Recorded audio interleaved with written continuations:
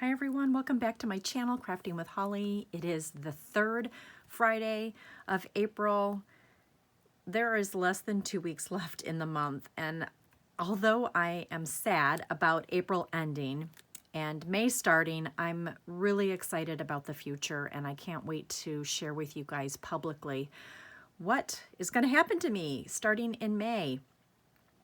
But that'll be for another video. Today I really wanted to just highlight this amazing stamp of the month, and it is called, whoops, let's get the right sheet over here, Little Hedgehogs. This is our April stamp of the month. It is the last one at Close to My Heart, and it's so bittersweet, you guys. Oh my gosh, like the end is near, and every month in the past, every Friday, I would come in on my YouTube channel and share with you another piece of artwork featuring that month's stamp of the month. And it's just so bittersweet because this is like one of the last videos I'm going to be doing for Close to My Heart with our Stamp of the Month program.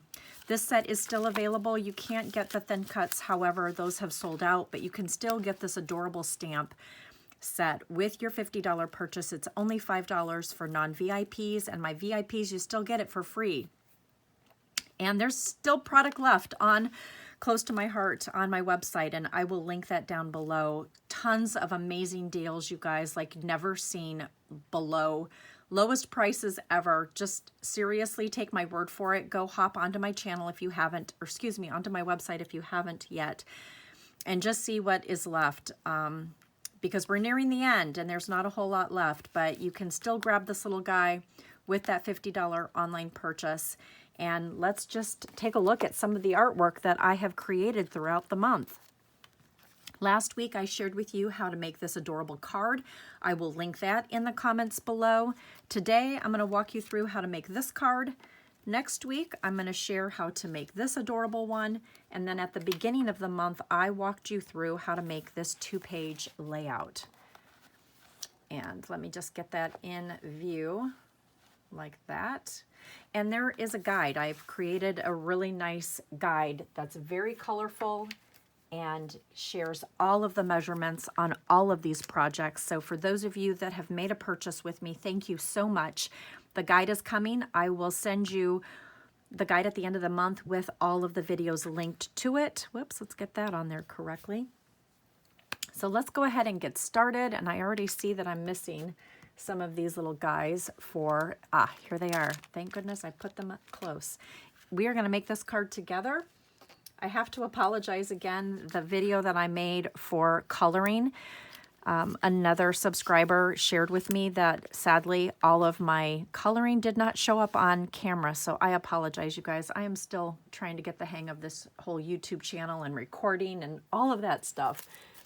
So I appreciate her comment, and I'm just going to color all of these again in front of you on each of my videos so that you can see how I did it. So we're going to start with this little guy right here. I've already got him on my block, and I'm going to use the Intense Black ink. And if you're new to stamping and haven't stamped or put your stamps onto blocks yet, you're going to want to season them like so. And I just kind of rub our stamps onto my hand just to remove any of the residue that might have been left during the manufacturing. And then we are going to twist and tap to get ink coverage on there. And you can turn it over upside down to see how that ink coverage is. And if you need a little bit more, you can tap and twist. And then I'm going to very carefully, without hitting the camera, come above this and hold that there for a few seconds so that that ink can absorb into the White Daisy cardstock. And I use the foam pad that comes in the stamp set. It not only acts as a cushion, but it acts as a protective barrier between the stamp and the paper when you're storing them. So let's just lift this guy up and see how does he look. Oh, look at how crisp and clean that is. That is good stamping. And then I just take our chamois and just come over here, and I usually just pick up my chamois and just get all of that ink off of it so that I can store it. And then this is the bottom part to the chamois holder. And here is the top part. I love it because this will allow it to dry, and you can carry this now with you, and it won't mess up your artwork. Okay, so we're gonna also stamp these images. Let's get all of that done right now. These are the leaves. This is that beautiful daisy image. And let's turn it in the right direction. So what I love about having clear stamps is you can see right through them. That is beautiful. Let me clean this one off.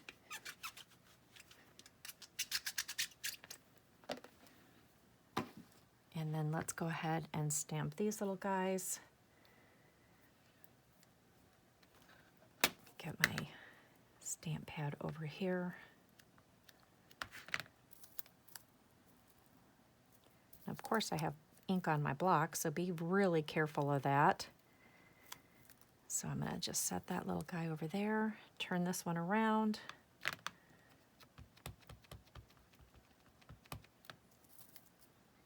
And set that right there, just like so. Okay. Put my lid back on. I'm going to wipe these off, get that ink off of my block as well.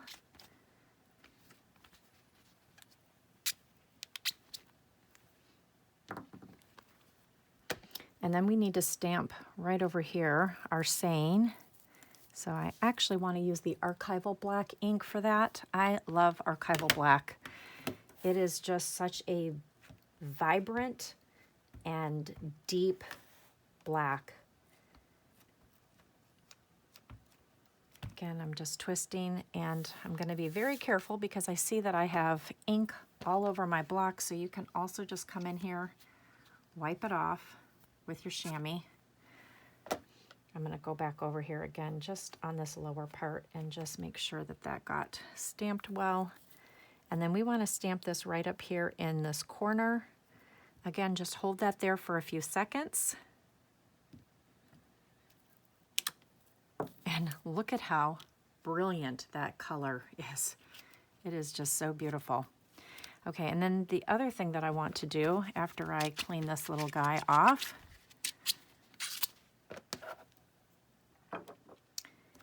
so I'm going to take my black journaling pen and we're going to just doodle around that. And I like to start in the corner, and then I want to add a little hash to it. You aren't going to really see this side, so it's okay if it's not perfect. And the same with down here. We really just want to get this left side doodled, because that's the side you're going to see. There we go. Okay, now we are ready to color, and I have this little color guide right here that I created with the lavender, hydrangea, muted brown, and dull green. I'll just set that up here, and we're going to start coloring these little guys. So I have them right here. We're actually going to use the lavender, the muted brown, and the dull green blends in these TriBlend markers. So let's start with the dull green, and I'm using the lighter one to color the stems with. And I try to stay on the inside of the black line because they do bleed and move as you're coloring. And you can do short feathery strokes, or you can do little circular strokes. And then I like to go back over with the fine tip just to kind of highlight the images and create a little bit of depth, just like that.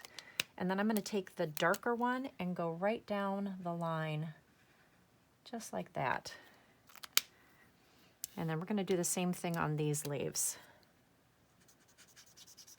I just love how smooth these TriBlend markers are, and I have no artistic background. I am not an artist by any stretch of the imagination, as I have stated before in the past, but these markers make me feel like I'm an artist, and I really enjoy using them. just going to do the same thing that I did on these other ones. Sometimes I will hold my breath to help prevent my hand from shaking too much. I would love to know your comments and tips for using these markers. If you guys have any, please share them. I know we could all learn from you. And then I'm going to take the muted brown in the lighter shade, and we're going to color in our little hedgehog, his cute little face, with the lighter shade. And I'm really trying to be careful to not be too heavy-handed and press too hard. Just light strokes, just like this. Oh my goodness, he is so cute. And you can tell, you can hear my muted brown is getting loved and used because he is starting to run out. Thank goodness I have a backup. Truly one of my favorite colors, one of my favorite browns to use. And then I'm going to go over him with the medium color, and I'm going to color in this part of his hair and just come in here,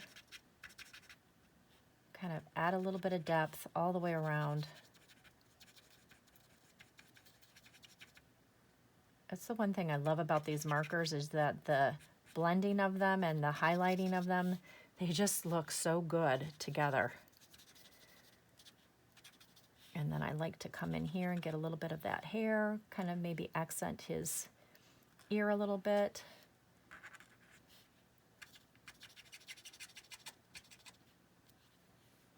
Come down here by his little feet, just outline them, outline his little hands even.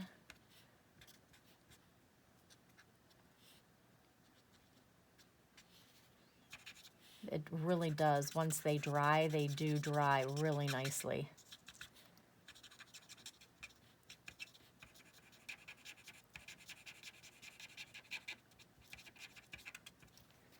So cute. Okay, now that we're done with that, we are now going to take the light shade of the lavender blend, and we're going to color in these beautiful petals. I'm a purple fan, so I tend to color my flowers incorrectly. I know this should probably be white with a yellow center, but I just love purple, and I just truly wanted this color on this project somehow. And I thought it was just such a beautiful complement to that royal purple that we have. But you can color your daisies any color you want.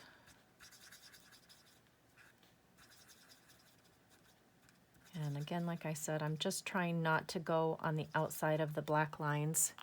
And then I'm going to color the inside, the deep color. And then I'm going to color around some of these petals just to add some depth, like alternating.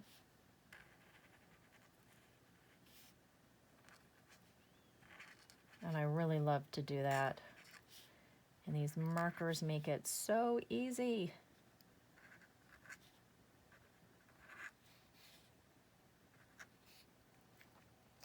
And then you can always come back in here with the deep and just kind of highlight these little areas. I'm going to actually take some Stickles and go over these, and especially the center. And look at how beautiful that is. It's just such a beautiful flower. And then I'm going to take my Stickles now. I haven't used this in a while, so we're going to tap it. And I might tap it on my table so it comes down a little bit better. And then while it's drying, we can go ahead and start assembling the card. But I'm just kind of painting. And you don't have to be heavy-handed on this at all, because I'm just wanting just that little bit of glitter. Oh, I love Stickles for this very reason.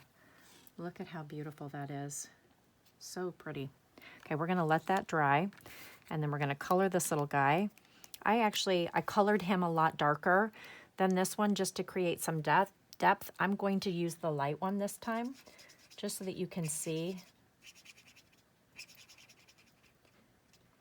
that you don't have to be, it doesn't have to be dark. It can be whatever color you want. You get to be the creator, right? So again, I'm just using these short little strokes, trying to hold it steady with my left hand as I come in here. And then again, I'm going to color that center with the dark blend. And then I'm going to accent with the medium blend. And I think I'm just going to accent this little part right in here and keep everything else light. Oh, I love that. Oh my goodness. And when you add Stickles to that, it is just really going to be beautiful. Okay. Let's add a little bit of Stickles in here. I kind of got a little heavy-handed when I was originally making this card, so I'm going to try and not be quite so heavy-handed. And again, I'm just going to accent just a little bit if I can. My poor little stickle bottle, it's getting very well loved. Whoops, sorry about that. But it really does make a difference when you hit the head onto a hard surface. It really helps to draw down the glue. So you can come in here and do that. Oh, wow. That is going to be brilliant. Whoops. Oh, goodness. That was a mess, Holly. That's what happens when you have your other ones. I think I'll be okay. I'm going to let this come over here and dry, but again, I just wanted to show you how brilliant that is. And now we are ready to start assembling this really fun card. So here is my card base. I just want to make sure that it's opening in the right direction. I'm glad that I caught that. And now we're going to build this onto this piece. And we want to make sure that this, whoops, let's open that up. We want this piece to butt right up against the edge. I'm going to now bring in that other piece of Sapphire. Let me pick that up.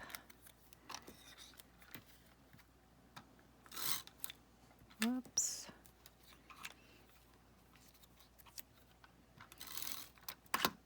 This is going to go right over here like so. And then we're going to just start building this in. So let me start with this piece. This is the Glacier. And we want a little bit of a border showing. Almost 1/8 of an inch, I would say. And you can pick these up and move them if you don't have enough room or if you've run out and they're not spaced the way you want. You can absolutely do that.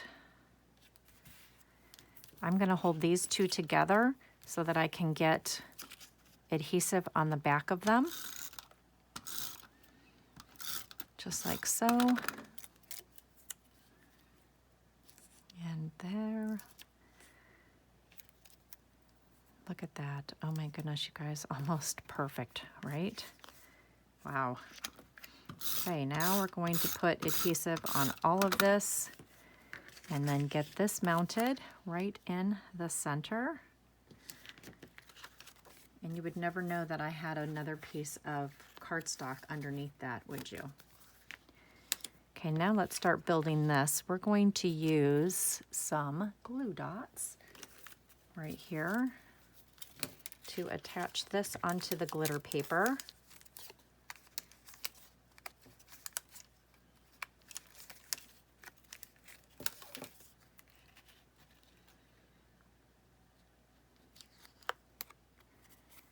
And then I'm going to add foam tape to the back of this. Whoops, I just dropped that. Don't mind me. I am quite the messy paper crafter.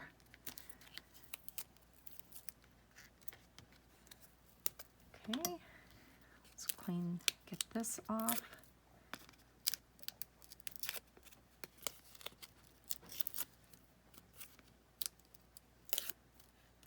Okay, this is going to go right over here.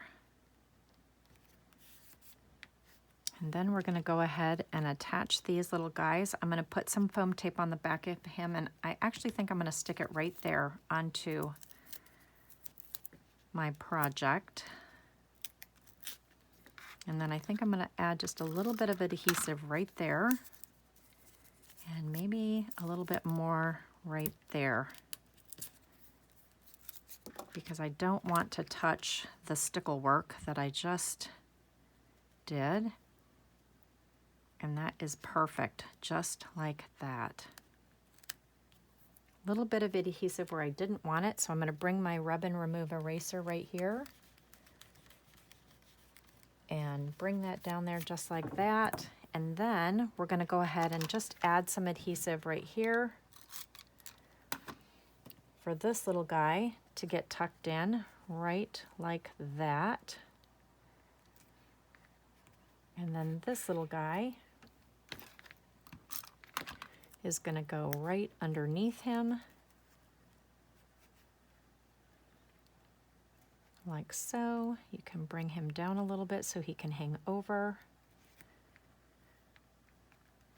Perfect. And then this little guy is going to kind of come up here and kind of hang out like that, as just like a little bit of added dimension. Ooh, I love that. And then I'm going to bring in these large silver sequins glitter gems that we have.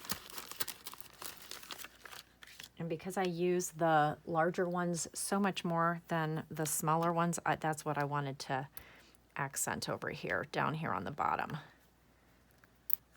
So I'm just picking those up with my old piercing tool. Whatever you have, whatever tool, you can even use scissors. And there we go. We have another beautiful card featuring the April stamp of the month, Little Hedgehogs. Thank you guys so much for joining me. And I will be back next week to share with you how to make this last and final card. Have a beautiful weekend. Thank you for joining me. Click that like, subscribe, and leave a comment below. I'd love to know, what did you like most about what you learned today? Have a great day.